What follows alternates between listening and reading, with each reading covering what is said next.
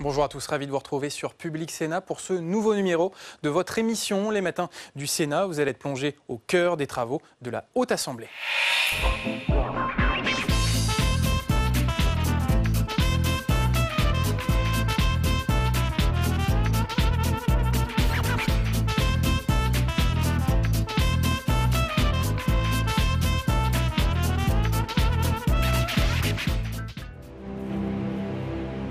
Bonjour et bienvenue pour ce nouveau Manger c'est voter. Vous l'avez compris, nous sommes sur la côte normande, à Arromanches, à l'emplacement même où les Alliés débarquèrent en 1944 pour sauver le monde libre de la barbarie nazie. Justement, nous allons rencontrer des hommes et des femmes qui, dans une forme de résistance, continuent à se battre pour préserver un mode d'agriculture, des traditions, un savoir-faire alimentaire qui nous permettent de nous protéger de la malbouffe. L'audition du président du CSA, c'est tout de suite. Mesdames et messieurs les sénateurs, je suis très heureux de retrouver votre commission à l'occasion de sa séance de rentrée. Quelques semaines à peine après l'échange très stimulant que nous avions eu pour cette réunion dont vous aviez pris l'initiative, Madame la Présidente, avant l'été, de cette rencontre avec mon homologue britannique, Sharon White, la directrice générale de l'Ofcom, qui était un moment très, très intéressant. Vous le savez, cette audition donc, est prévue par la loi de 86. Elle est l'occasion pour le président du Conseil supérieur de l'audiovisuel. Je suis accompagné ce matin de Guillaume Blanchot, qui est le directeur général de l'autorité. L'occasion donc de vous présenter le rapport annuel de l'institution, conformément donc à la loi. Un rapport qui a été adopté par le collège le 22 mai dernier.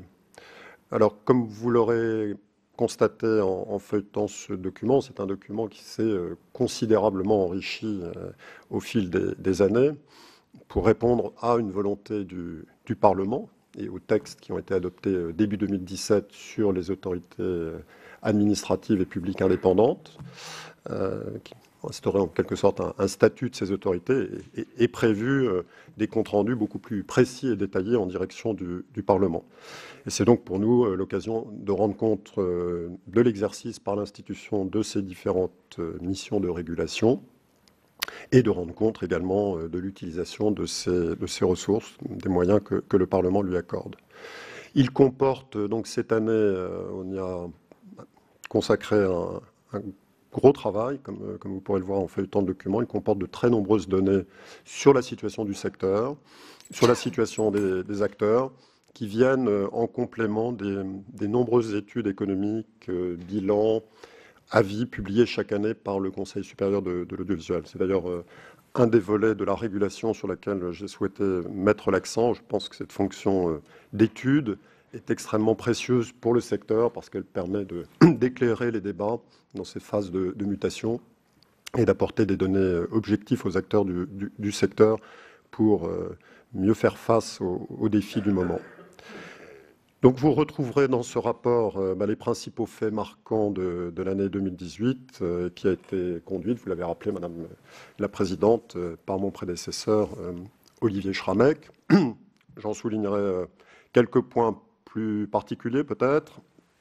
D'abord, l'avancement de certains chantiers de longue haleine, tels que le déploiement de la radio numérique terrestre, ce que dans le jargon du secteur on appelle le DAB+, qui a franchi en 2018 une étape importante, puisque dorénavant la radio numérique terrestre couvre plus de 20% de la population.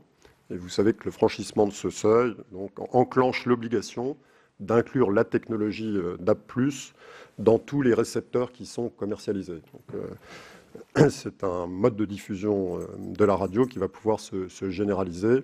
Et l'étape de 2018 est très amplifiée en 2019, puisque nous avons très fortement accéléré le déploiement du DAB+, qui marquera dès l'année prochaine une étape importante pour sa diffusion. C'est une année qui a été également marquée par le renouvellement de plusieurs conventions de chaînes de la TNT. C'est une année qui a été marquée aussi par la poursuite du réaménagement de la bande des 700 MHz, une bande de diffusion qui est transférée, vous le savez, au secteur des télécoms. Et c'est une opération donc, que nous avons définitivement achevée en 2019, puisque fin juin de cette année, donc, le transfert de cette bande au secteur des télécoms a été achevé. Et pour vous, élus, c'était un élément important puisqu'on a pu opérer ces transferts sans aucune rupture pour les usagers qui utilisaient cette bande.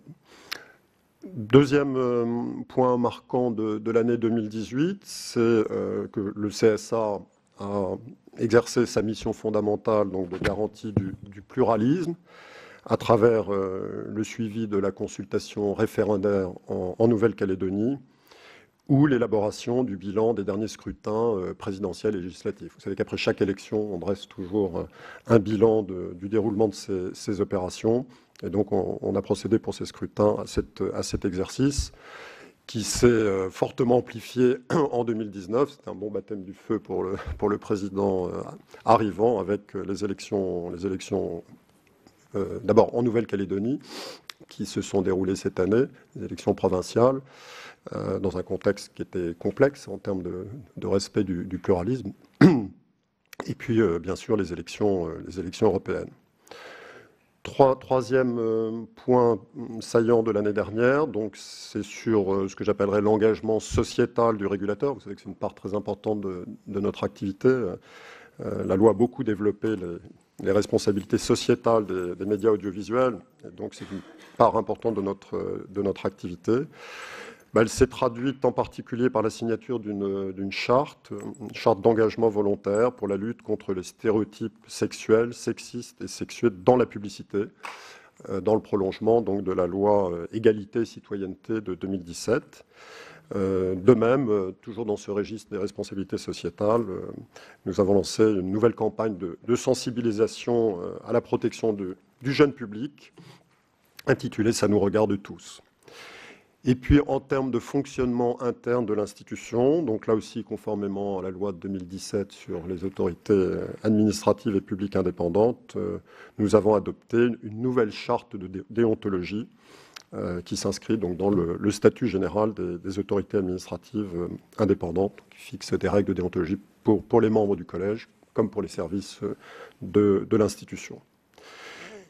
Au-delà de ce compte rendu, et je pourrais bien sûr répondre à vos questions, mais je vous propose peut-être d'évoquer plutôt maintenant les principales orientations qui se dessinent pour l'institution.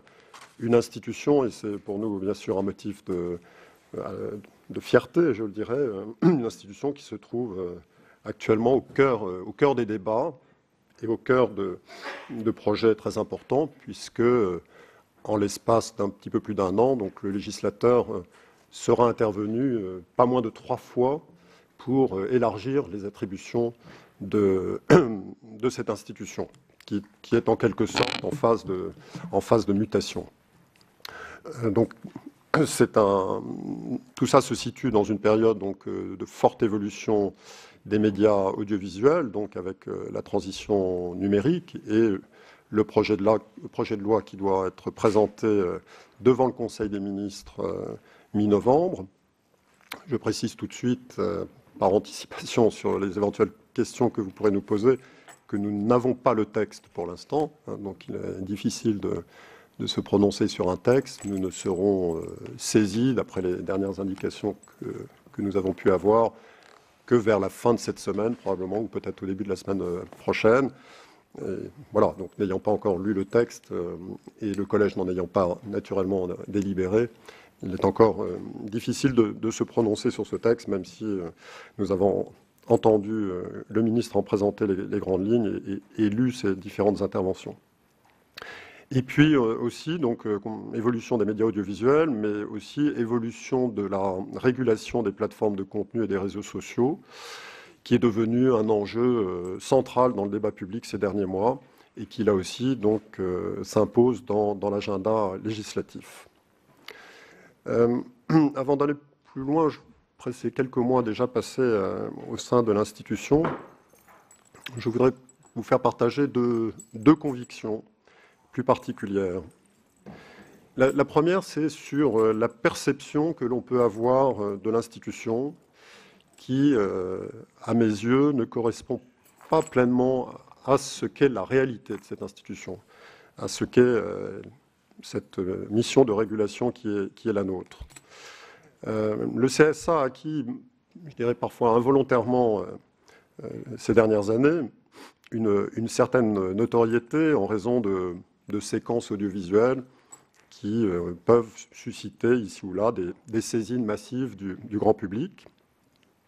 Des séquences audiovisuelles qui ont parfois défrayé la chronique et qui ont conduit le CSA, conformément aux missions que le législateur lui confie, à intervenir. Donc c'est l'expression rituelle, j'allais dire consacrée, que fait le CSA. Voilà, c'est l'interprétation classique où on se tourne vers nous.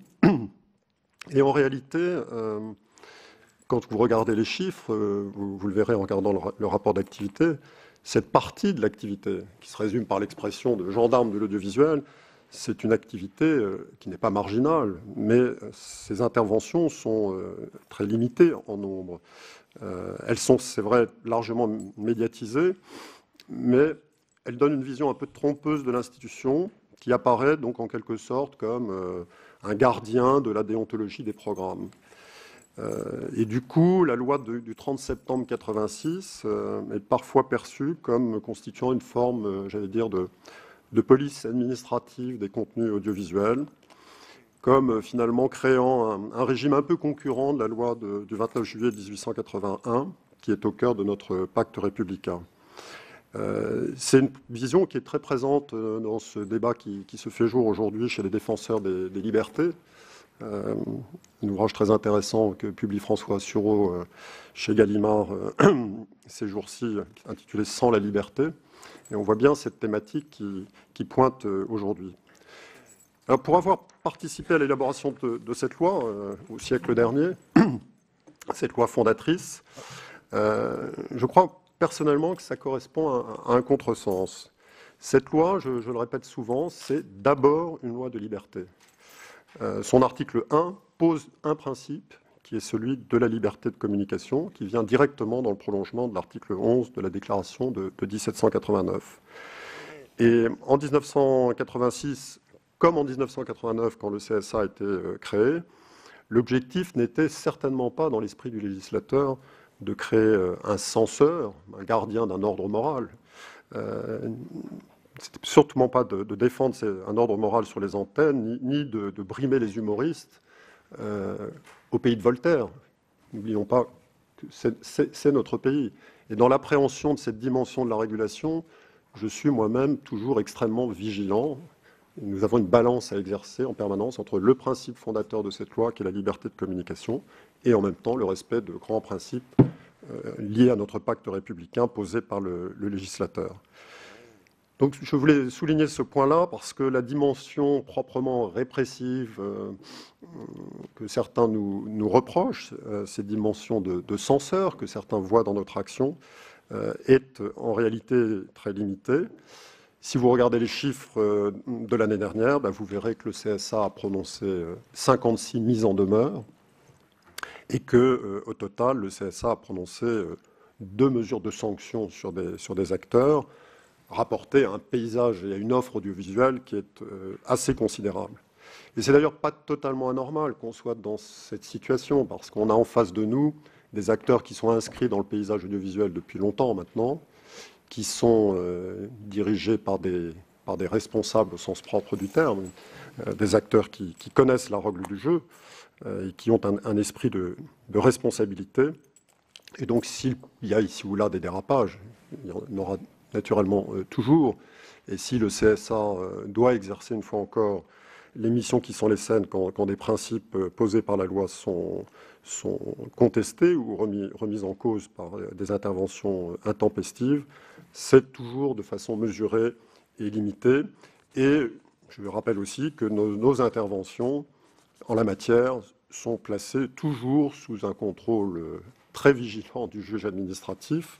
L'institution a pu parfois en pâtir ces dernières années. Un juge qui maintient donc avec beaucoup d'attention cette ligne de crête que je viens d'évoquer entre la liberté d'expression, qui est la liberté première, et les différents objectifs d'intérêt général fixés par le législateur, la protection de la dignité de la personne humaine, la juste représentation de la diversité des territoires et de la société française, l'égalité entre les femmes et les hommes, la lutte contre les discriminations. Donc voilà, je voulais souligner ce point. Le CSA n'est pas un censeur. Et de ce point de vue-là, même si je respecte beaucoup les missions de la gendarmerie, je trouve que l'expression de gendarme de l'audiovisuel n'est pas appropriée, n'est pas adaptée à ce qu'est en réalité cette institution, qui est un régulateur sectoriel, comme l'est l'autorité des marchés financiers ou la commission de régulation de l'énergie. Au quotidien, nous mettons en œuvre tous les instruments de cette régulation. Ça va des régimes d'autorisation et de conventionnement avec les éditeurs, qui sont au cœur de la régulation à la française, jusqu'à la politique d'études et d'analyse que j'ai évoquée tout à l'heure, qui s'est fortement renforcée. Également une régulation ayant maintenant de plus en plus, en particulier depuis la loi de 2013, une dimension économique, avec la conduite d'études d'impact qui précèdent les attributions de fréquences. Le développement aussi des outils de ce qu'on appelle au plan juridique le droit souple, avec des chartes et des engagements volontaires des opérateurs. Donc on est sur une palette très large des instruments de la régulation, et donc la partie strictement coercitive n'est qu'un volet, un volet limité d'une mission que nous exerçons de façon beaucoup plus globale au titre de la régulation. Donc c'est une question, j'allais dire, de pratique de la régulation, une pratique qui se veut au CSA collaborative, participative, qui joue beaucoup sur la logique de la responsabilisation des acteurs, de nos interlocuteurs. Ce n'est pas une co-régulation, je le dis souvent, moi je n'aime pas cette expression de co-régulation parce que nous ne sommes pas à égalité.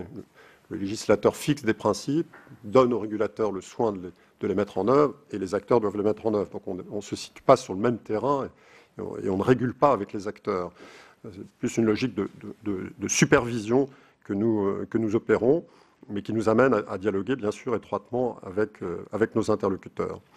Et donc c'est ce qu'on s'efforce de faire pour créer un dialogue, je dirais, fructueux, et exercer aussi un rôle de facilitateur, comme l'expression qu'a récemment utilisé un des grands patrons de l'audiovisuel, une régulation donc, qui s'attache à être le garant des équilibres du secteur, qui sont souvent des équilibres fragiles, qui nous amènent à prendre en compte les paramètres du secteur audiovisuel, mais plus largement ceux des médias, la presse écrite, qui bien évidemment doit aussi être prise en compte dans cette réflexion. Deuxième conviction que je voulais évoquer devant vous ce matin, c'est que l'institution est entrée en quelques mois dans une phase de transformation qu'elle aborde, je pense, avec de réels atouts, mais aussi avec des défis importants à relever. Les atouts, c'est d'abord 30 ans d'expérience de la régulation. L'année 2019, donc vous le savez, a été celle du 30e anniversaire et l'occasion d'un colloque prospectif à la Maison de la Radio. Et je remercie encore la présidente d'avoir bien voulu y participer. Ces 30 ans donnent à cette institution, à son collège, à ses services, c'est quelque chose qui m'a beaucoup frappé d'emblée, dès les premiers jours de ma prise de fonction, un véritable savoir-faire, une véritable expertise, une institution qui a de la mémoire. 30 ans, ça donne une inscription solide dans le paysage audiovisuel, avec des acteurs, c'est aussi ce qui me frappe, qui se tournent très naturellement, très spontanément vers nous, pas seulement pour des raisons réglementaires, mais parce qu'ils trouvent en nous un tiers de confiance qui contribue donc à résoudre les tensions qui peuvent s'exprimer dans ce secteur. Deuxième atout, au-delà de cette expérience des 30 années, c'est une vraie capacité de transformation de l'institution. En 30 ans, le CSA a beaucoup évolué, même si on ne s'en rend pas toujours compte. Quand je participais à l'élaboration de la loi de 86, on était dans un paysage audiovisuel extraordinairement restreint. Eh bien, cette régulation, elle a su intégrer au fil des années, au fil des évolutions, de nouveaux services, des services non hertziens, aux services de médias à la demande, les SMAD, pour tenir compte donc, de l'évolution continue des formats et des usages, et avec, là aussi, de nouvelles méthodes de régulation, et puis une régulation qui est devenue de plus en plus européenne à travers le groupe des régulateurs européens auquel nous participons activement, le réseau de l'ERGA. Donc nous avons incontestablement des atouts, un collège qui est solide, qui fonctionne de façon fluide, avec des profils qui se complètent bien, et des services solides, armés, compétents. Donc c'est bien évidemment des atouts solides pour faire face aux défis qu'il va nous falloir surmonter.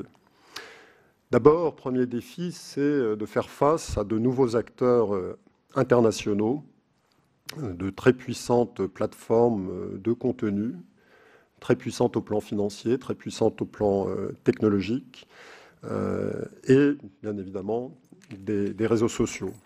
Ce sont des acteurs qui prennent conscience progressivement de leurs responsabilités, mais qui ne sont pas toujours rompus à la régulation à la française, voire qui ne sont pas rompus à la régulation tout court.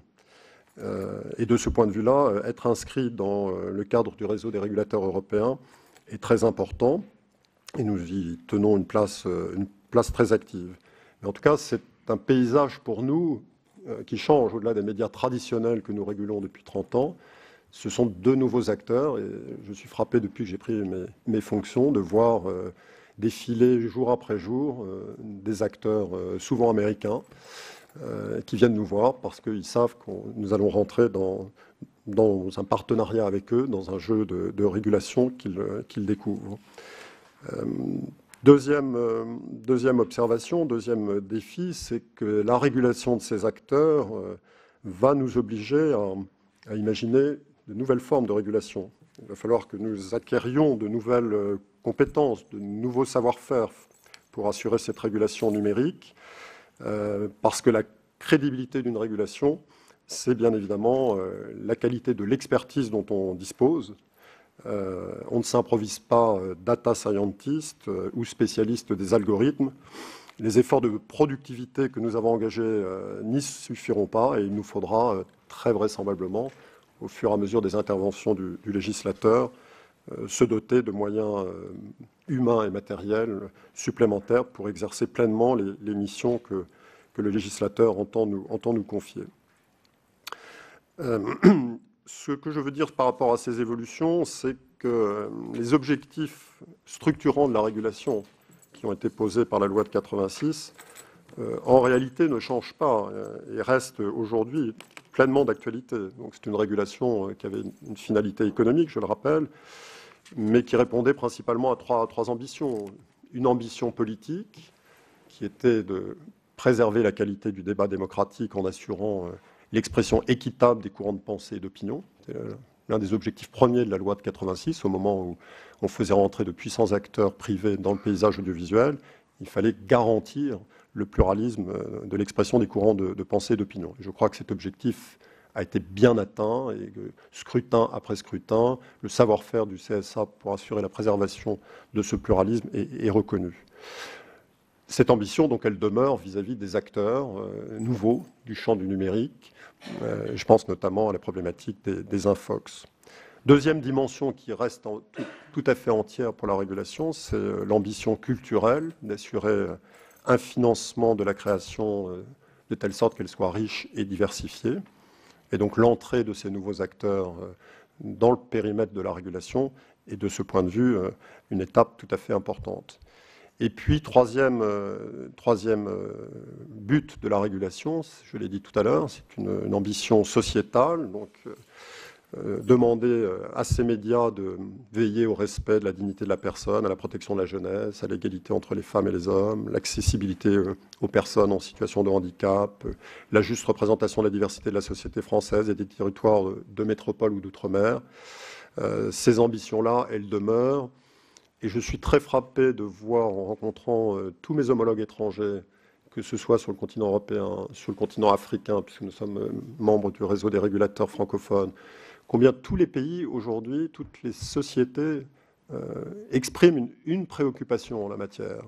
C'est intéressant de suivre le débat électoral aux États-Unis, de voir en quelques mois combien la question du démantèlement des GAFA est évoquée dans le débat politique aujourd'hui, comment l'antitrust américain se saisit aujourd'hui de la problématique des GAFA, comment les 50 procureurs fédéraux américains se sont saisis de ces questions-là il y a 3 semaines, combien les plateformes elles-mêmes et leurs responsables ont compris qu'il y avait une attente aujourd'hui des citoyens, quel que soit le continent, pour que ces plateformes exercent des responsabilités de nature sociétale.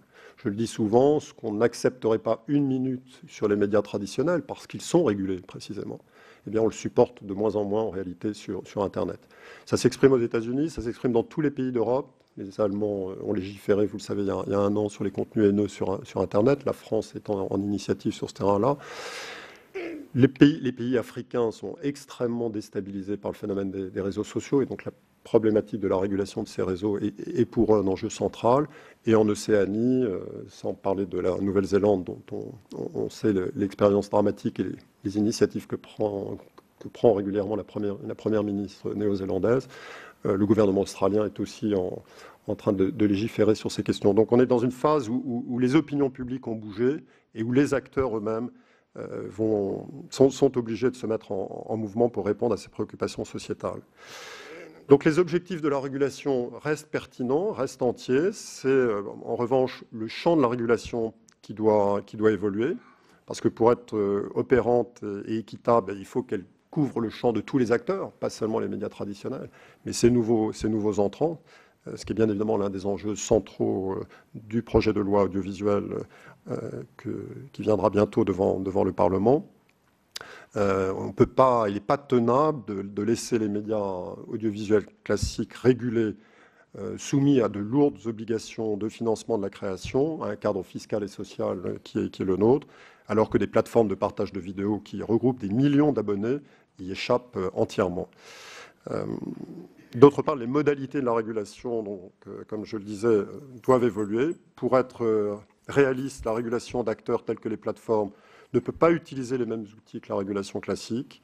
Il faut envisager de nouveaux outils, ce qu'a montré une très intéressante mission conduite au début de l'année sur la régulation des réseaux sociaux, ce qu'on a appelé l'expérimentation Facebook, à laquelle le CSA a participé. C'est une régulation où on sera amené à superviser des dispositifs mis en place par les acteurs eux-mêmes, un peu comme cela existe dans la sphère bancaire. Il y a eu un très intéressant rapport remis récemment par la professeure Frison-Roche sur ce qu'on appelle la compliance, des règles qui sont très connues du secteur bancaire et qui pourront recevoir vis-à-vis des plateformes numériques d'autres formes d'application. Donc, prochaine étape pour nous, le projet de loi audiovisuel, bien sûr. C'est une étape qui sera centrale, qui s'accompagne, donc je l'ai dit, de 2 autres textes. Donc, d'abord le texte qui a été adopté en 2018 relatif à la lutte contre la manipulation de l'information, qui avait suscité des fortes observations de la part du Sénat, mais que donc nous mettons en œuvre puisque la loi nous confie des missions particulières en la matière. Et on vient de lancer une très intéressante étude sur la propagation des infox sur Twitter, avec de nouvelles techniques justement de régulation et de traitement de données de masse.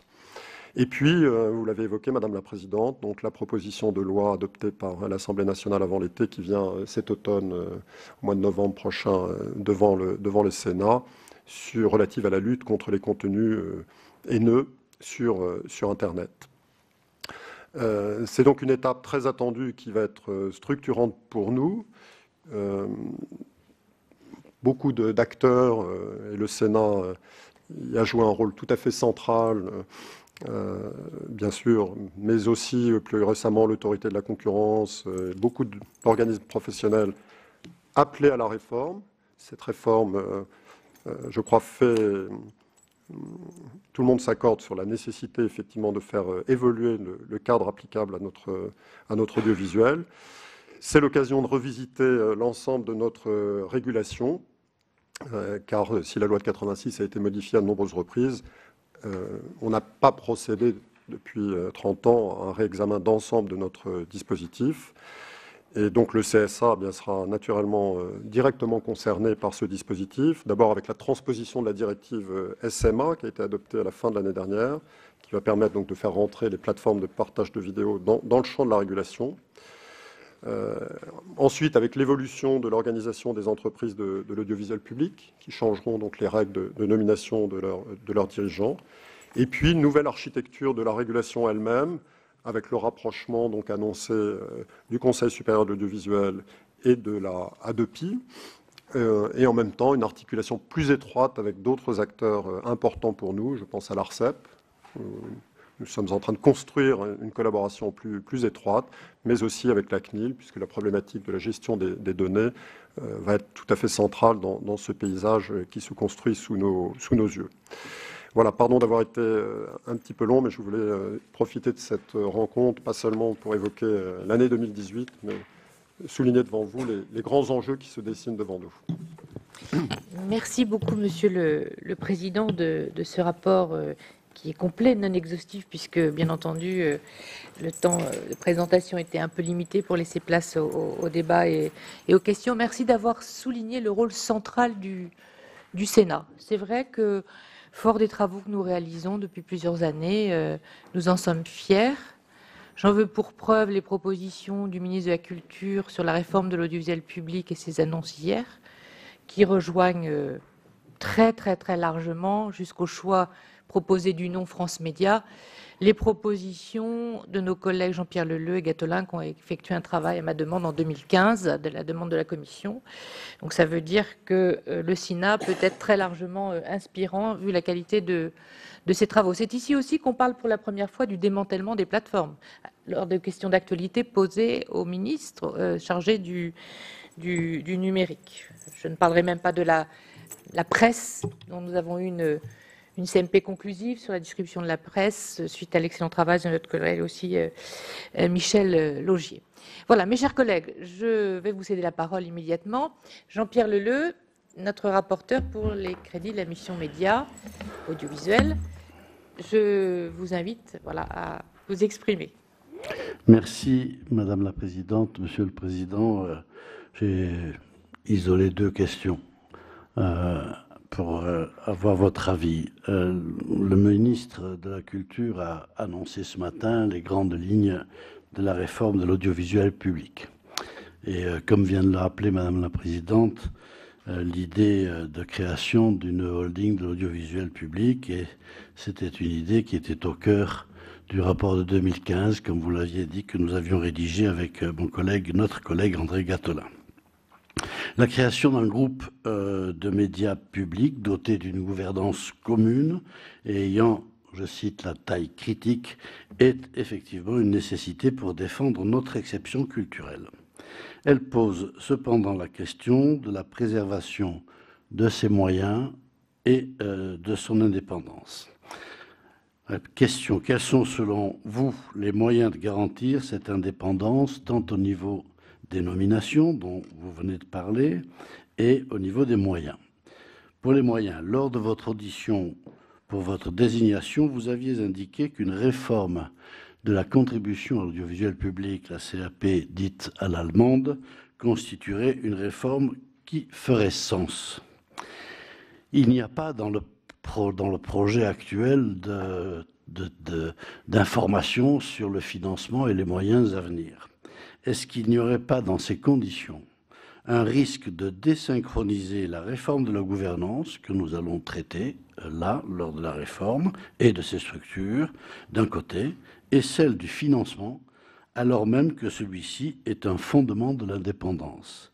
Et en ce qui concerne les nominations, quel est votre avis, peut-être après peu de réflexion, mais la nomination du président par le conseil d'administration de la holding avec avis conforme du CSA et avis des commissions parlementaires avec une opposition 3/5, est-ce que cela, à votre avis, garantit les meilleures conditions d'une indépendance?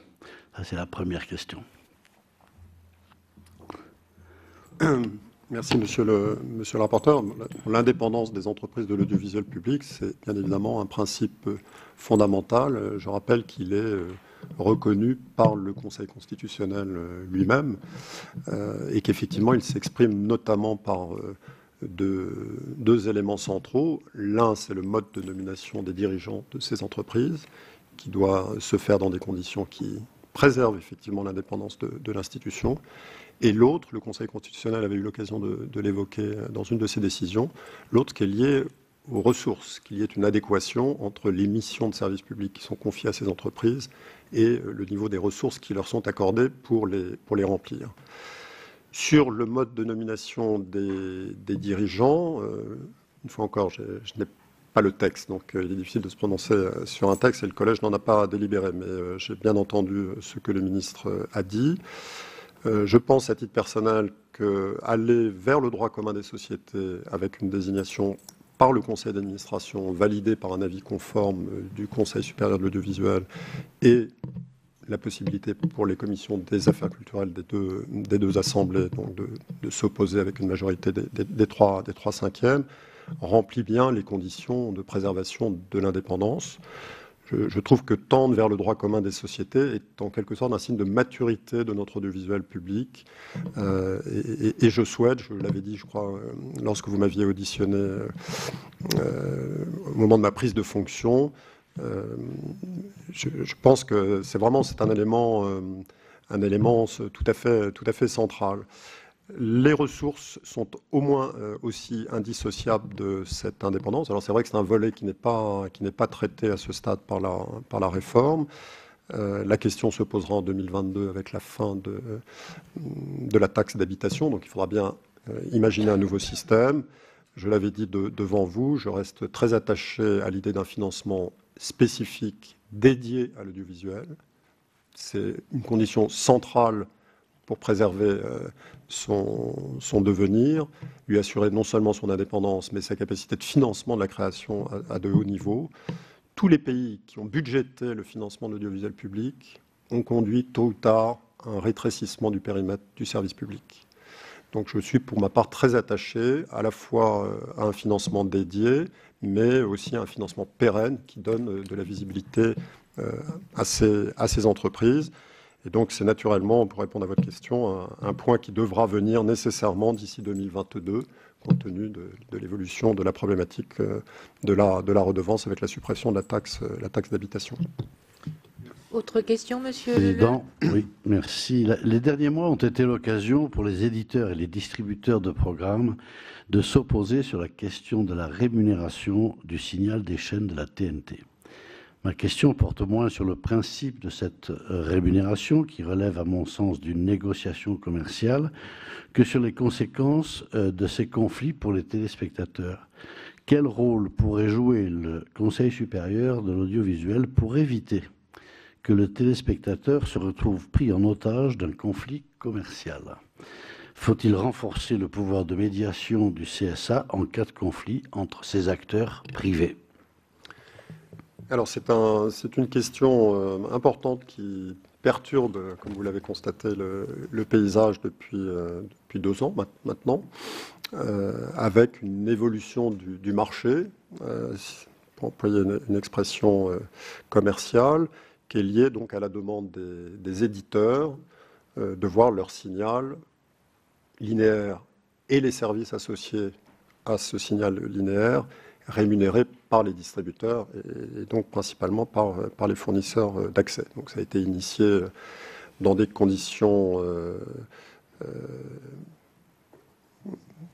parfois difficiles par TF1 et M6 l'année dernière, et nous avons connu donc de nouveaux épisodes cette année, comme vous l'avez constaté avec les chaînes Altice, dans les tensions qui les ont opposées, donc à la fois au groupe Free et à Orange.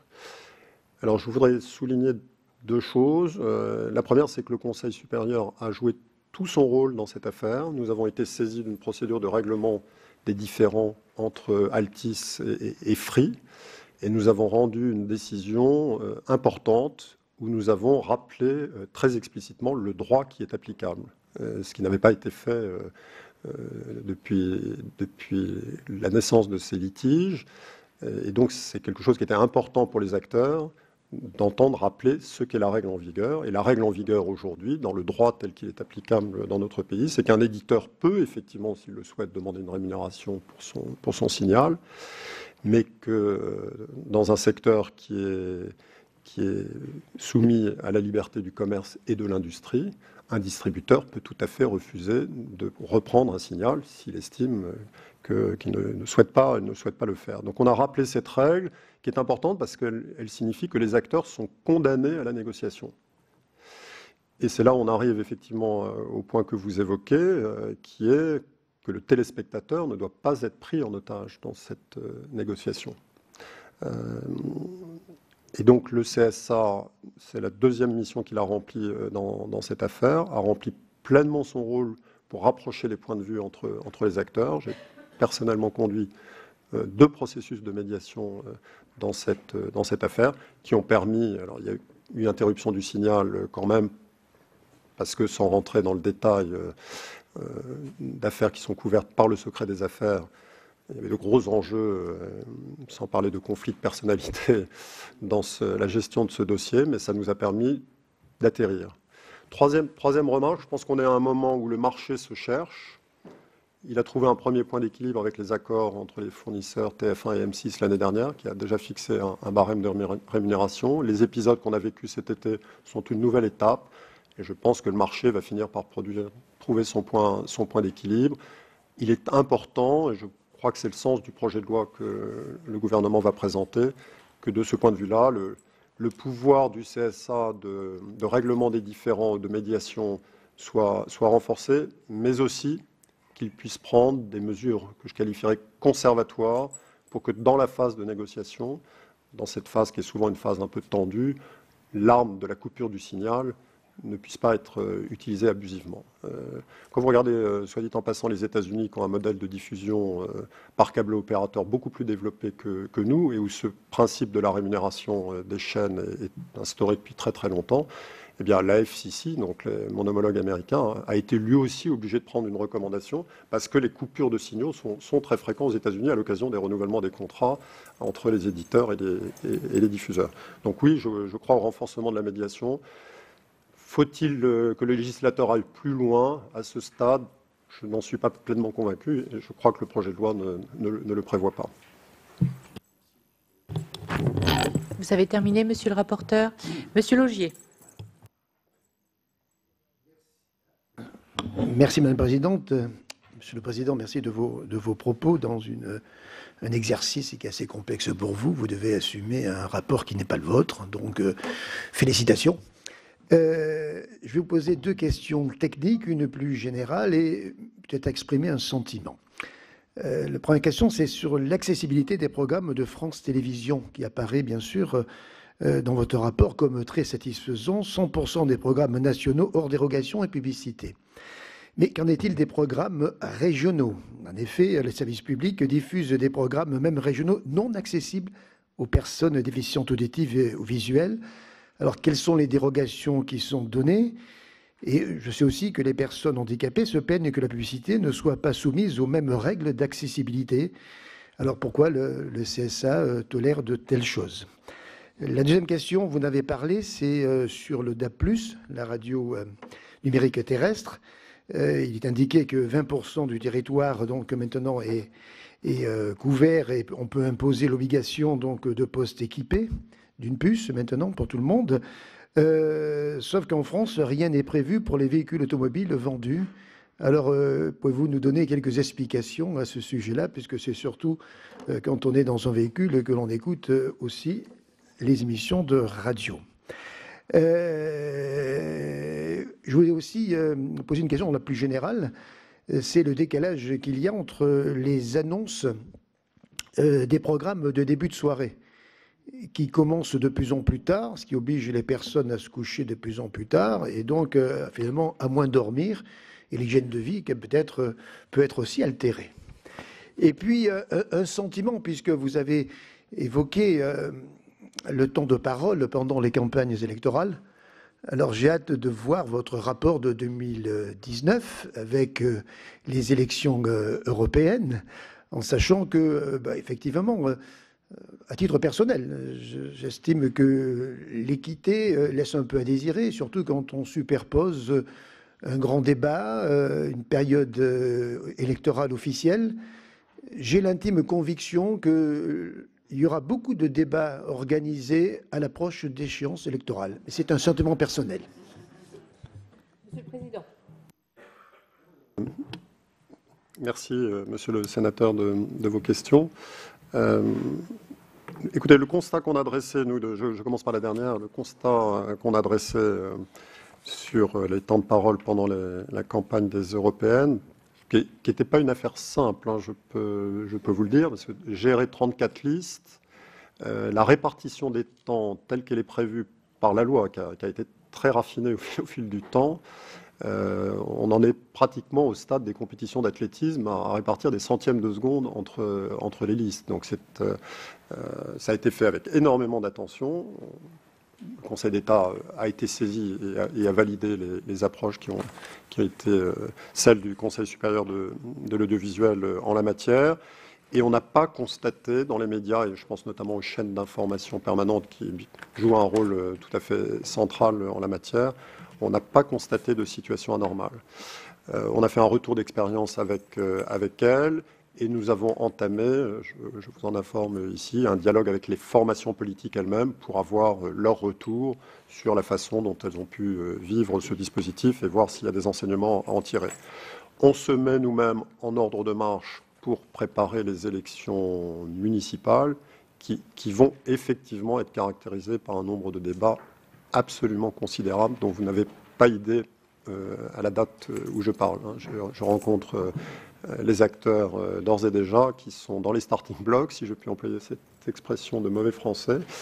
On aura effectivement dans cette période où la question de la proximité de l'information a repris une actualité très importante, où les acteurs locaux eux-mêmes de l'audiovisuel sont très actifs. Vous avez eu des grands groupes privés qui réinvestissent le champ des télévisions locales, les télévisions locales qui se regroupent elles-mêmes dans des réseaux propres. Donc on va avoir une offre France 3, France Bleu qui sont dans une phase de convergence.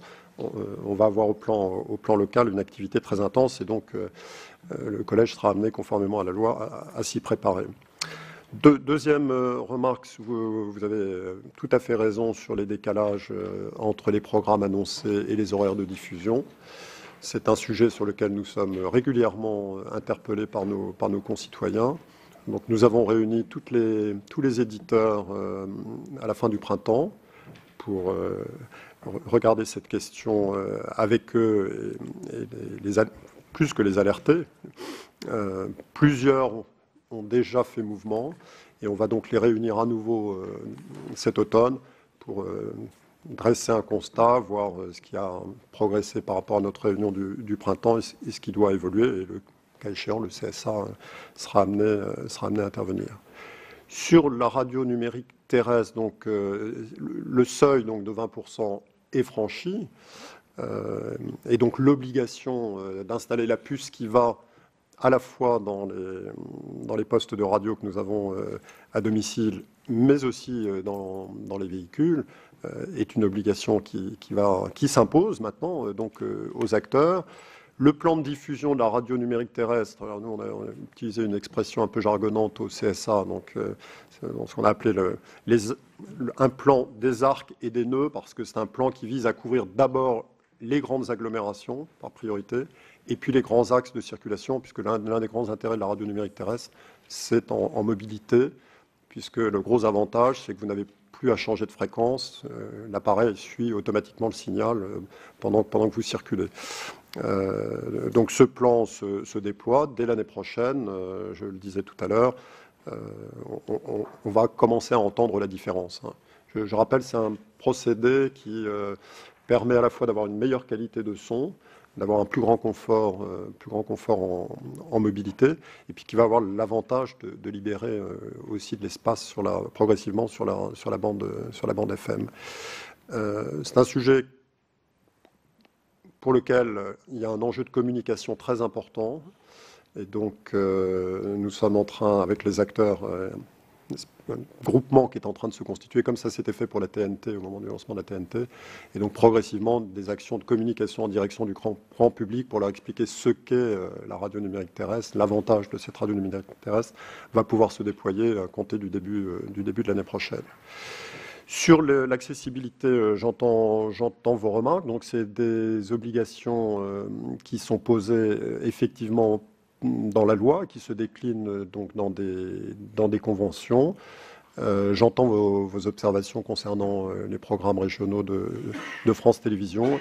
Et donc, j'aurai un échange avec la présidente de France Télévisions sur ce point-là. Merci, Monsieur le Président. Je donne la parole à Madame Dumas. Merci. Merci Madame la Présidente.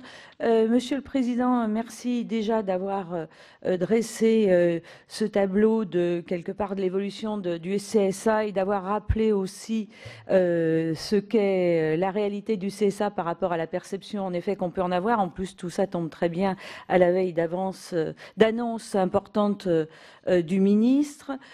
Merci également aussi d'avoir parlé de l'évolution et des nouvelles compétences et surtout aussi d'avoir mis le point sur les problèmes des GAFA, l'évolution du monde et puis aussi l'accompagnement des opinions publiques, puisqu'en effet c'est un sujet qui nous intéresse beaucoup au Sénat. Alors moi j'avais deux questions. Une, je reviens 10 secondes sur la question de mon collègue Laugier parce que pour moi c'est une question importante et je me permets de faire une suggestion parce que c'est vrai qu'on a un certain nombre dans cette Assemblée à avoir attiré l'attention du CSA, des pouvoirs publics, sur le problème du décalage de départ des émissions, qui est souvent un décalage de près d'une demi-heure, et savoir si on pourrait, dans le prochain rapport du CSA, donc j'ai bien entendu vos éléments de réponse à mon collègue, hein, mais savoir si on pouvait avoir dans le prochain rapport une partie traitant de ce sujet, puisqu'apparemment ça intéresse beaucoup les téléspectateurs, voir éventuellement s'il y a des impacts santé, et puis également s'il y a des impacts sur quelque part la perte de clientèle que pourra avoir les chaînes qui ont fait le choix de cet horaire tardif. J'aurais une deuxième question sur l'égalité entre hommes et femmes en matière de compétences alors notamment dans les publicités télévisées. J'ai vu que dans votre rapport il y a un point sur ce sujet. J'ai également vu que les chiffres sont pas très encourageants. Donc, je voulais savoir si il y avait un plan d'action pour faire en sorte de faire évoluer ces chiffres dans le bon sens. Merci. Merci, Monsieur le Président. Merci, Madame la sénatrice. Donc, j'entends bien votre demande pour notre prochain opus, notre prochain rapport. Donc, nous répondrons à votre attente et à celle que vous aviez exprimée, Monsieur le Sénateur, et nous consacrerons une petite partie à ce sujet.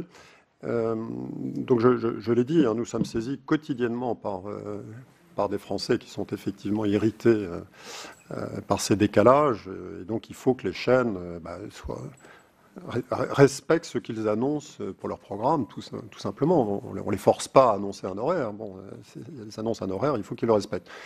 Alors, il faut un tout petit peu pondérer aussi les choses parce que les techniques, la façon dont les Français regardent, j'allais dire consomment ces images, se modifie beaucoup puisque maintenant, ce qu'on appelle la télévision de rattrapage, en anglais on appelle le replay, est un mode de diffusion qui se développe de façon considérable, de même qu'à la radio, le podcast maintenant, qui permet de consommer ou d'entendre ou de voir des images au moment où on le souhaite, se développe dans des proportions qui sont très, très importantes. Qu'on a aussi maintenant des services associés à toutes les chaînes de télévision, et notamment la possibilité de reprendre le programme au début, quand on prend en cours de route une émission, donc ce que les anglo-saxons appellent le start-over, donc on peut, avec sa télécommande, simplement revenir au départ. Donc c'est vrai que la problématique évolue un peu parce que le mode de consommation des Français est en train d'évoluer et que les techniques de diffusion elles-mêmes sont en train de changer. Mais peu importe, quand un programme est annoncé à un horaire, il faut effectivement veiller à ce qu'il soit diffusé à l'horaire annoncé. Sur l'égalité entre les femmes et les hommes, donc c'est une mission qui est importante pour le Conseil supérieur de l'audiovisuel, qui est d'abord lui-même une institution paritaire, comme vous le savez. La loi nous impose une composition du collège paritaire. Donc nous avons 3 femmes, 3 hommes dans le collège. Les 3 femmes qui siègent au sein du collège sont très actives, je peux en témoigner sur ce sujet. Nous publions, comme vous l'avez remarqué, donc, tous les ans, en début d'année, un baromètre qui nous permet donc, de prendre la mesure de la place des femmes dans les programmes de télévision. Nous sommes également attentifs et nous avons mené des travaux sur la place des femmes dans la publicité, puisque le législateur nous demande de veiller bien évidemment à la lutte contre les stéréotypes ou les images dégradantes qui peuvent être diffusées dans ces publicités. Donc on a une action qui est importante en la matière. Je pense que le baromètre, même si cette année il a marqué une petite inflexion que vous avez relevée dans le rapport, c'est un rendez-vous qui est très important avec les acteurs parce que ça permet de montrer ce qui va et de montrer ce qui ne va pas et d'enclencher avec eux un dialogue pour qu'ils progressent. Il y a des progrès à faire, notamment dans ce qu'on appelle la présence des femmes expertes dans les débats. Il y a encore des situations de déséquilibre qui sont constatées. Il y a une association qui est très active en la matière sur la place des femmes dans les médias, qui a signé donc cette année une charte avec tous les éditeurs en présence du ministre de la Culture. Depuis, beaucoup d'éditeurs ont pris des initiatives, beaucoup de chaînes ont souhaité se rallier à cette charte, ce qui fait qu'il y aura un nouvel exercice de signature avec ces nouveaux partenaires à l'automne. Et moi-même, enfin en tout cas le CSA, sera signataire aussi de cette charte. Voilà, donc il y a beaucoup d'initiatives en la matière. Il y a une charte qui a été signée l'année dernière relative à la publicité. On signait hier au ministère des Finances, vous avez dû voir cela, une charte avec les fabricants de jouets, voilà, pour éviter une organisation genrée de la diffusion des jouets, où le bleu est réservé aux garçons, le rose aux filles, les poupées aux filles, les jeux de construction aux garçons. Donc c'est un domaine où les choses sont en train de bouger. J'ajoute qu'on a la chance d'avoir des présidentes de l'audiovisuel public qui sont à la fois courageuses, déterminées et en initiative sur ces sujets. Donc ça contribue aussi à faire bouger les choses. Monsieur Assouline, vous avez la parole. Oui, merci Madame la Présidente. Cette audition était nécessaire et en même temps, les annonces attendues du ministre ce matin viennent un peu tôt pour qu'on puisse avoir un échange en ce qui concerne un domaine qui sera... le métier même du CSA va être chamboulé et bouleversé par les propositions notamment celle qui concerne la régulation. Alors, ma première question, elle est un peu prospective. Il y a dans ces annonces ce que nous réclamons depuis longtemps, c'est-à-dire une régulation de ce qui est audiovisuel sur le net et les grandes plateformes. Car ça devenait insupportable, je le dis depuis moi longtemps, que l'on soit dans une régulation pointilleuse et tout à fait normale d'ailleurs et salutaire sur l'audiovisuel, et qu'à côté, de plus en plus, et notamment les jeunes qui utilisent beaucoup plus les plateformes et les réseaux sociaux que la télé linéaire, eh bien, il n'y ait aucune régulation. Y compris, j'avais critiqué la loi de M. Gattolin sur la publicité pour les enfants. De ce point de vue, je disais, bon, si on enlève 20 millions à l'audiovisuel public, mais si les mômes, ils regardent YouTube, et sur YouTube, il n'y a aucune régulation de la publicité qui est absolument pas regardable, en tous les cas, pas bonne pour nos jeunes.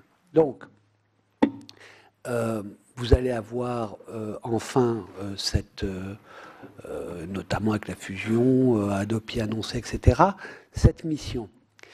Mais vous allez aussi avoir une mission assez importante, et je veux savoir si vous êtes outillé, qu'est-ce que vous en pensez, qui est, en gros, dans la révision de la loi de 86, on nous dit on va baisser les obligations des chaînes privées pour qu'elle puisse assurer une concurrence vis-à-vis des plateformes, et on va mettre les obligations aux plateformes. Or, je sais comment on fait d'un côté pour faire sauter des régulations d'un côté, de l'autre côté, dire 15% par exemple du chiffre d'affaires des plateformes doivent être investis dans la création, je ne sais pas comment vous allez faire. Et peut-être que vous allez m'éclairer, parce que tout le monde sait que ces plateformes n'ont jamais donné leur chiffre d'affaires réel et que personne n'est en capacité aujourd'hui de connaître leur chiffre d'affaires. Donc d'un côté, il y aura quelque chose d'effectif, de l'autre, peut-être pas, à moins que vous nous disiez comment ça va être rendu possible de façon effective.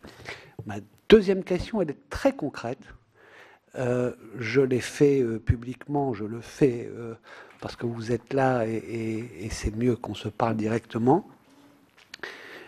Et confirmer le fait qu'un individu qui a été condamné définitivement pour incitation à la haine religieuse va occuper une antenne, une émission sur CNews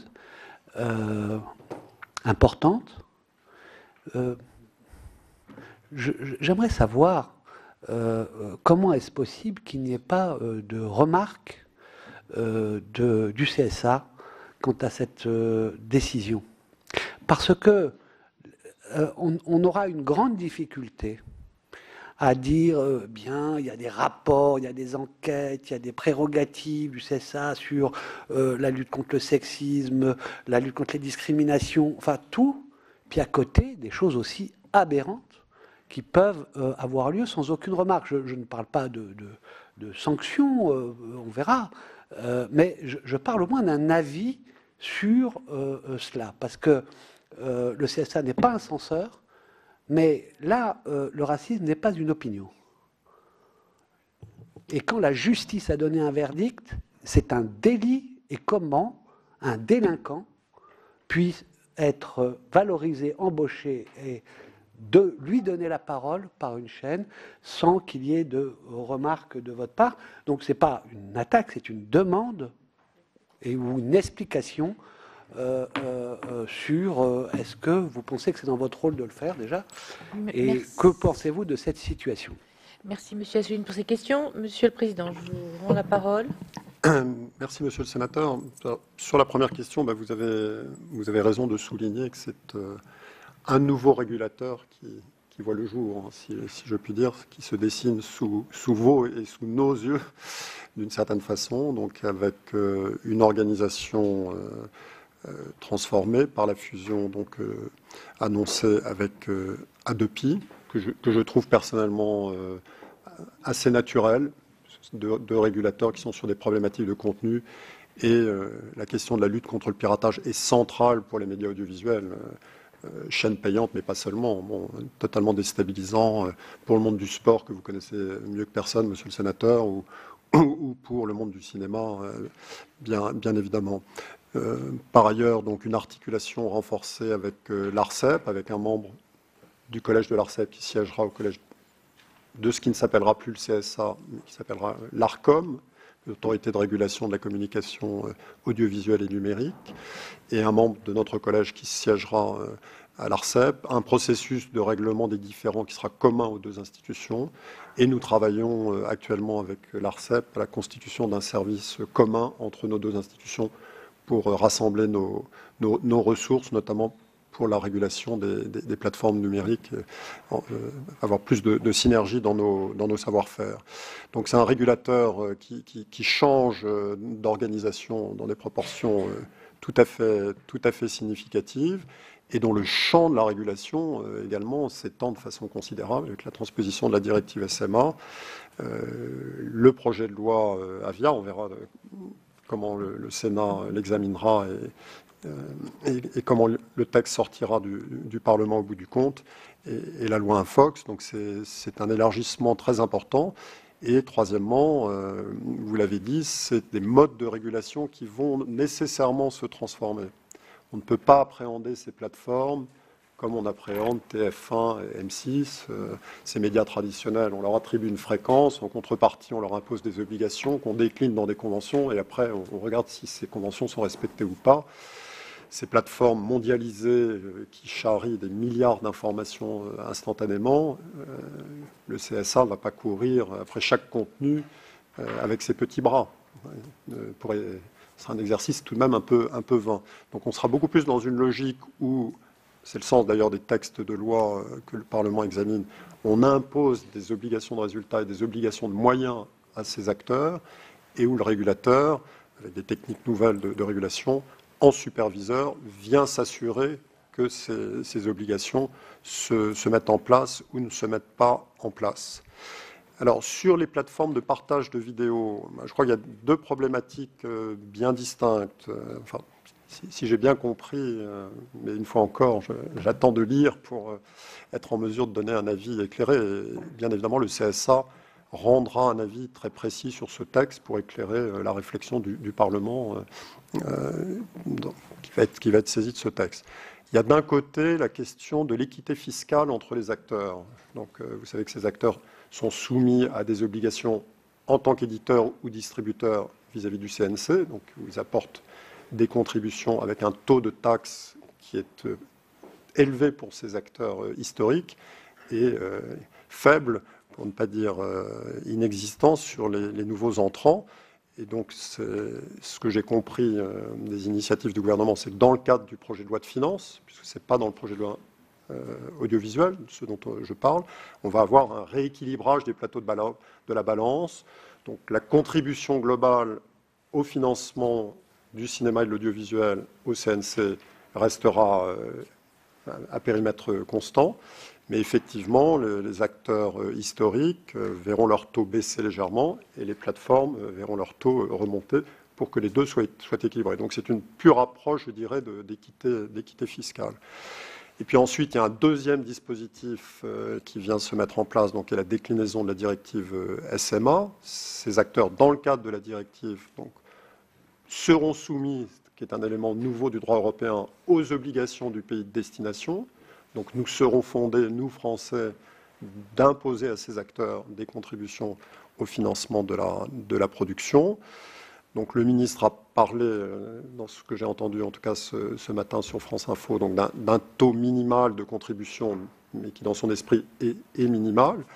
Le régulateur ayant bien évidemment à charge ensuite de s'assurer du respect de ses obligations. Ce que je voulais vous dire pour répondre précisément à votre question, c'est que ce qui va être central dans cette affaire, c'est notre articulation avec les autres régulateurs européens, et notamment les régulateurs des pays d'installation, pour avoir effectivement les justes données sur le chiffre d'affaires sur lequel on va appliquer les taux de contribution. Donc ça, on a un dialogue très actif avec nos homologues, notamment néerlandais, qui accueillent Netflix, pour citer cette plateforme, pour être en situation effectivement d'exercer cette nouvelle mission. Alors j'ai bien entendu votre deuxième question, que je comprends parfaitement. Ma qualité de citoyen, comme tout un chacun, on a chacun ses réactions et ses émotions, je dirais, face à des expressions qui ne sont pas des opinions. Vous avez eu raison de le souligner. Le CSA a été en initiative sur cette question, puisque vous savez qu'on a engagé des procédures de sanctions qui sont aujourd'hui au contentieux, pour lesquelles on attend une décision du Conseil d'État nous concernant. La responsabilité première dans ces affaires, c'est la responsabilité des éditeurs. C'est le droit tel qu'il s'applique dans ce pays. Et donc le groupe qui exploite cette chaîne engage sa responsabilité d'éditeur en la matière. Le CSA exercera les compétences qui sont les siennes. Et si des expressions viennent violer des principes que vous, législateurs, vous nous avez confié de respecter, bien évidemment, nous exercerons, comme nous l'avons fait par le passé, nos sanctions. Mais la responsabilité première, il ne faut pas se tromper d'adversaire, c'est l'éditeur. Monsieur Paco. Merci Madame la Présidente. Merci Monsieur le Président de votre exposé précis. Alors, je dis bien Monsieur le Président et non pas Monsieur le général en chef de la gendarmerie audiovisuelle, puisque vous avez quand même insisté sur le fait que vous n'aimiez pas trop cette appellation de gendarme de l'audiovisuel. Vous n'êtes pas un censeur, vous avez dit que vous n'êtes pas là pour défendre l'ordre moral, que vous agissez toujours lorsque vous êtes saisi avec mesure et de façon limitée. Vous nous avez donné quand même des chiffres, 56 mises en demeure, 2 mesures de protection. De sanctions, pardon, excusez-moi. Mais moi, je vais vous donner un cas d'école que vous avez traité très récemment, qui concerne mon département, et j'ai une question à vous poser. À l'automne dernier, la chaîne C8 a diffusé un reportage concernant la ville de Méru, un reportage racoleur qui était annoncé par moult bandes-annonces des semaines avant. Et le titre, c'était « Enquête sous haute tension, 100 jours avec des gendarmes de choc ». Et ça présentait cette commune, qui est une commune de 15 000 habitants, qui a des problèmes, mais qui a aussi beaucoup de qualités. Ça la présentait comme vraiment un Far West. Bon. Le maire de la commune a pris attache avec C8 pour tenter d'en savoir un petit peu plus et éventuellement d'avoir un droit de réponse. Il n'y a eu aucune écoute. Le reportage a été diffusé et après, vous avez été saisi. Au mois de février, le maire de Méru vous a écrit pour démontrer par A plus B que ce reportage était truffé de contre-vérités, qui était profondément malhonnête. Pendant 6 mois, il n'y a pas eu de réponse. Au début de l'été, le maire de Méru et le sénateur que je suis, nous vous avons à nouveau saisi, et cette fois-ci, effectivement, il y a eu réponse. Très concrètement, le CSA a examiné le reportage et a pu voir que c'était un tissu de mensonges. Suite à cela, vous avez adressé, donc non pas une mise en demeure, mais une mise en garde, ce sont vos termes, à la direction de C8. Alors, ma question, c'est qu'est-ce que c'est qu'une mise en garde? Et lorsqu'on a, dans ce cas vraiment de façon éhontée, des mensonges qui sont donc diffusés et rediffusés, parce que le reportage était rediffusé et que ça a causé un préjudice gravissime à cette ville pour son développement économique, pour attirer des investisseurs. Il faut peut-être sortir le carton jaune, voire le carton rouge dans ces cas-là. Il faut peut-être aller plus loin. Alors, est-ce que vous n'avez pas les moyens? Est-ce que vous n'avez pas la volonté? Et pour terminer, dans cette ville de Méru, il y a un collectif citoyen qui a filmé un contre-récit, entre guillemets, pour montrer qu'à Méru, on peut bien vivre. Il a été envoyé, bien évidemment, à la chaîne de télévision en leur demandant si c'était possible de le diffuser. Il n'y a même pas eu de réponse, si vous voulez. Mais est-ce que, sans être pour autant un censeur, il y a des moyens de faire une pression peut-être un petit peu plus efficace pour qu'il y ait de la pédagogie et de l'honnêteté de la part de certaines chaînes de télévision? Merci, Monsieur Paco. Monsieur Mison, on prend l'ensemble des questions. Monsieur Mison, vous avez la parole. Oui, merci Madame la Présidente. Monsieur le Président, je voudrais vous interroger sur une question concernant la jeunesse. Dans votre rapport, comme dans de nombreux rapports, il y a des annexes et l'une d'elles est consacrée à cette jeunesse en particulier. Et dans cette annexe, il y a un certain nombre de mesures qui sont présentées au nom d'une refondation de l'audiovisuel régulé. Et cette action, c'est l'action numéro 18, qui envisage d'aller en direction des établissements scolaires pour sensibiliser les plus jeunes aux risques que présente l'information. Vous savez, les écoles sont assaillies de demandes, toutes plus nobles les unes que les autres. Moi, j'étais d'une époque où c'était la prévention routière qui tentait de rentrer dans les écoles pour porter la bonne parole. Alors, compte tenu de cet élément, comment allez-vous vous y prendre pour rentrer dans ces écoles Monsieur le sénateur, d'abord, je ne voudrais pas qu'il y ait de malentendu. J'ai bien évidemment le plus grand respect pour la gendarmerie. Ça va sans dire, mais ça va encore mieux en le disant. Je n'ai pas du tout voulu dire, Madame Billon et Monsieur Pacaud, que le CSA ne devait pas exercer les compétences qui sont les siennes et que le régulateur ne devait pas utiliser les pouvoirs de sanction qui sont les siens. Ce que j'ai simplement voulu dire, c'est qu'au regard de ce que sont les missions d'ensemble de ce régulateur, ce volet-là, qu'on met toujours en avant parce que chaque fois qu'il y a un programme qui soulève une difficulté, on se tourne vers le CSA pour demander que fait le CSA. Ce volet-là de la régulation était, à mon sens, trop mis en exergue et qu'il ne fallait pas oublier les autres volets de la régulation. Mais je partage tout à fait votre analyse. Une régulation ne peut s'exercer pleinement que si l'arme de la dissuasion, et la sanction en est une, existe, et si cette arme, on l'utilise. Donc, bien évidemment, le CSA l'utilise et l'utilisera. Donc voilà, je ne voudrais pas qu'il y ait d'ambiguïté sur la position qui est la mienne en la matière. Nos capacités de sanction, on les utilisera chaque fois qu'il faut le faire. Alors, monsieur le sénateur Pacaud, d'abord, je regrette que le Conseil supérieur de l'audiovisuel ait répondu aussi tardivement à madame la maire de Méru. J'avais bien vu votre courrier et j'ai veillé en le recevant à ce que précisément les choses se débloquent dans des délais rapides. Vous avez eu raison de souligner, et j'ai tout à fait en tête ce reportage qu'on a rediffusé devant le collège pour voir exactement ce qu'il en était, qui effectivement était caractérisé par des manquements répétés, ce qu'on appelle, nous, dans nos conventions, donc l'obligation d'honnêteté et de rigueur dans la présentation et le traitement de l'information. Tout à fait caractérisé, une vision très nette. J'avais été très sensible parce que je connais bien la commune de Méru en plus, qui est bien connue de la Cour des comptes pour d'autres raisons. Donc le nom de Méru avait suscité mon intérêt.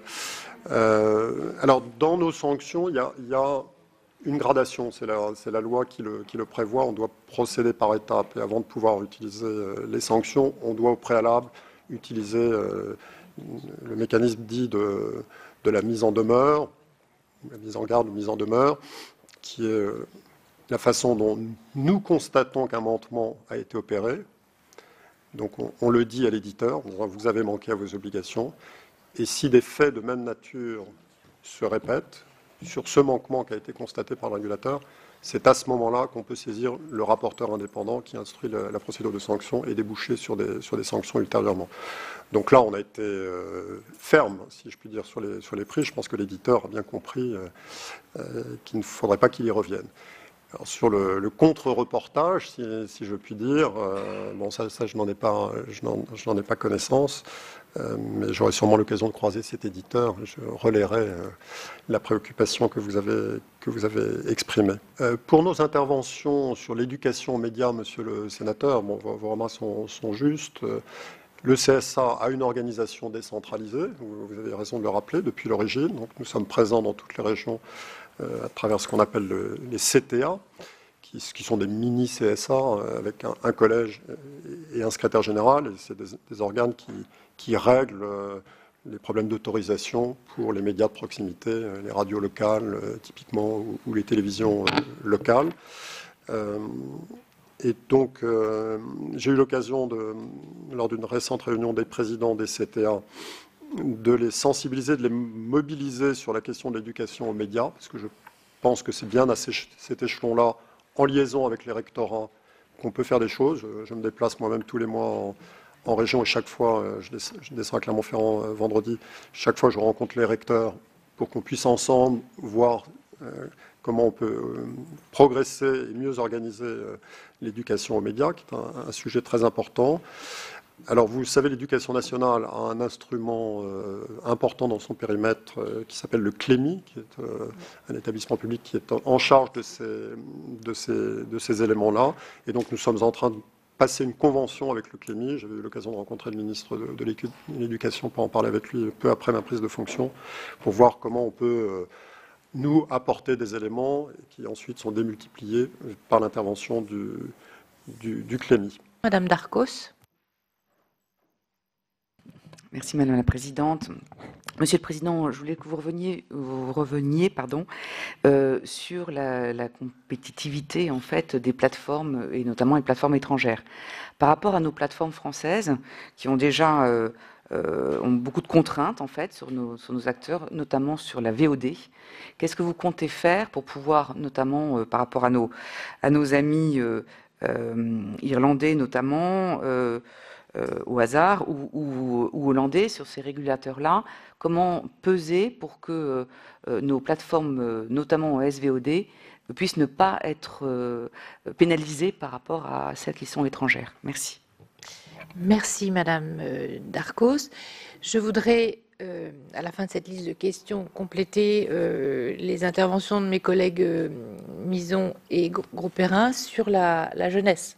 Leur préoccupation, et en réalité la préoccupation de la Commission, c'est ce public très jeune qui est soumis de manière constante aux écrans. Vous le savez, Monsieur le Président, et Monsieur Grosperrin l'a rappelé, ici nous avons voté sur ma proposition une loi, moins une voix, à l'unanimité, qui avait été co-signée par l'ensemble des groupes pour tenter de protéger les plus petits, les moins de 3 ans, de cette surexposition précoce dont les dommages collatéraux sont avérés. Je m'étais préoccupée vraiment à l'époque des moyens, du peu de moyens dont disposait le CSA pour pouvoir mener à bien toutes les campagnes excellentes d'ailleurs, au demeurant, que le CSA a initiées et qu'elle conduit à raison d'une fois par an. Je crois que c'est au mois de novembre, cette campagne. Donc, pourriez-vous nous faire un bilan, justement, de cette action? Je note que dans la presse, ici et là, dans les derniers mois, dernières semaines, se sont quand même multipliés toujours ces articles alertant sur...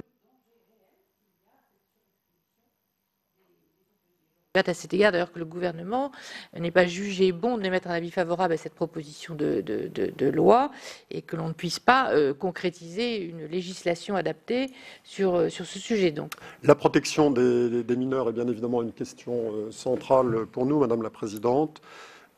Cette campagne, donc, pour protéger les plus jeunes et notamment les moins de 3 ans, est une campagne importante. Elle se déroule effectivement, je crois que c'est en novembre, effectivement de mémoire. Peut-être qu'il faut rééditer plusieurs moments de l'année. En tout cas, j'entends votre préoccupation. C'est un point sur lequel il faut probablement qu'on aille plus loin. Madame la sénatrice Darcos, oui, il y a une asymétrie de situation entre ces grandes plateformes étrangères et puis nos propres acteurs de la VOD. Alors, on est quand même en initiative. Bon, vous avez vu cet intéressant projet que porte France Télévisions, TF1, M6 avec la plateforme Salto, qui verra le jour au début de l'année prochaine, sur laquelle le Conseil a donné un avis favorable, l'autorité de la concurrence également. Alors qu'il ne sera pas un Netflix à la française, en tout cas pas avec la même force de frappe, mais je pense que c'est une initiative qui est vraiment heureuse de voir nos acteurs se mettre en mouvement pour mieux faire face à leur concurrence. N'oublions pas que dans les 10 séries qui ont eu le plus de succès en France l'année dernière, 9 d'entre elles sont des séries françaises. Les Français aiment regarder et aiment s'identifier sur des histoires françaises, si je puis dire. Et je pense d'ailleurs que les plateformes étrangères elles-mêmes en ont conscience.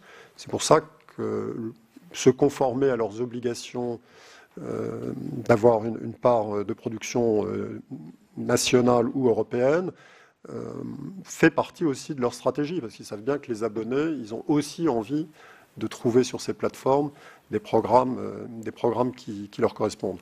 En tout cas, bon, vous avez eu raison de le souligner, l'un des grands enjeux de la loi à venir, c'est d'arriver à rééquilibrer les situations entre des acteurs qui sont pénalisés, que ce soit dans leur taux d'obligation, dans leurs régimes fiscaux, pour certains d'entre eux, hein, que vous connaissez.